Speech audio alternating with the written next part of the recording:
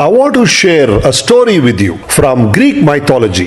ಪ್ರಪಂಚದಲ್ಲಿರುವಂತ ಎಲ್ಲರೂ ಒಳ್ಳೆಯವರಾಗಿದ್ರಂತೆ, ಯಾರೂ ಕೆಟ್ಟವರಿಲ್ಲ, ಎಲ್ಲೂ ನೆಗೆಟಿವಿಟಿ ಇಲ್ಲ. ಕತೆ ಪ್ರಕಾರ ಬೆಂಕಿ ಇದ್ದಿದ್ದು ಸ್ವರ್ಗದಲ್ಲಿ ಮಾತ್ರ. ಅಲ್ಲೇನೋ ಬೆಂಕಿ ಅಂತಿದೆಯಂತಪ್ಪ, ಅದರಲ್ಲಿ ಅಡಿಗೆ ಮಾಡಿ ಬೇಯಿಸಿ ತಿಂದ್ರೆ ಬಹಳ ರುಚಿಕರವಾಗಿರುತ್ತಂತೆ. ಪ್ಲಾನ್ ಮಾಡಿ ಇಬ್ರು ಮಾನವರು ಸ್ವರ್ಗಕ್ಕೆ ಹೋಗಿ ಬೆಂಕಿನ ಕದ್ಕೊಂಡ್ ಬಂದ್ಬಿಟ್ರು. ಇಲ್ಲಿ ಬಹಳ ರುಚಿಕರವಾದ ಅಡಿಗೆ ನಡೀತಾ ಇದೆ, ಮಾನವರು ಖುಷಿಯಾಗಿದ್ದಾರೆ. ಅಲ್ಲಿ ದೇವರುಗಳಿಗೆ ಕೋಪ ಬಂದ್ಬಿಡ್ತು.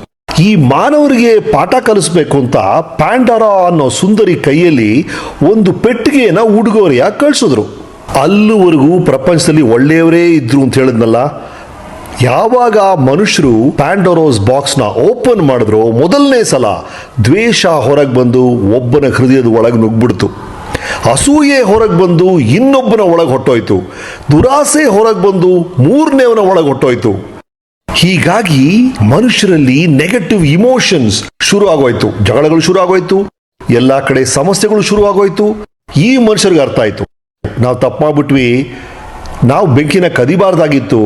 ದೇವ್ರ ಹತ್ರ ಹೋಗ್ತಾರೆ, ಬೇಡ್ಕೊಳ್ತಾರೆ, ನಮ್ಗೆ ಈ ನೆಗೆಟಿವ್ ಇಮೋಷನ್ಸ್ ಬೇಡ, ನಾವೆಲ್ಲ ಒಳ್ಳೆಯವರಾಗೇ ಇರಬೇಕು, ದಯವಿಟ್ಟು ಇದನ್ನೆಲ್ಲ ವಾಪಸ್ ತಗೊಂಡ್ಬಿಡಿ ಅಂತ. ಆಗ ದೇವ್ರು ಹೇಳ್ತಾರೆ, ಸಾಧ್ಯ ಇಲ್ಲ, ಇವೆಲ್ಲ ನಿಮ್ಮ ಒಳಗೆ ಸೇರ್ಕೊಂಡ್ಬಿಟ್ಟಿದೆ. ಆದ್ರೆ ಒಂದು ಪಾಸಿಟಿವ್ ಫೋರ್ಸ್ ಆ ಗಿಫ್ಟ್ ಅಲ್ಲಿ ಇನ್ನೂ ಉಳಿದಿದೆ, ಅದನ್ನ ನೋಡಿ ಅಂತ.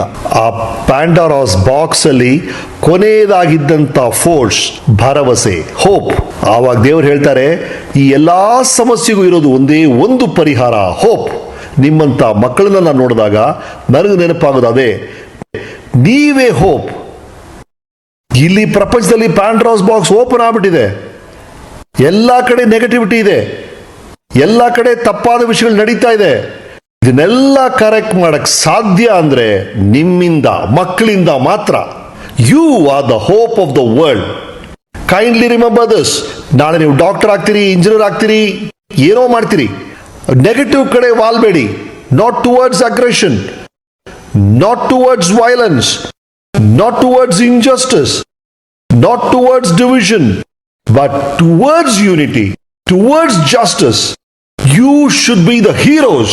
You should be the positive force in the world. Avoid negativity. Fight negative forces. ಈ ದೊಡ್ಡ ಜವಾಬ್ದಾರಿಯನ್ನ ನಿಮ್ಮ ಮೇಲೆ ಇಡ್ತಾ ಇದ್ದೀನಿ. That's your first responsibility.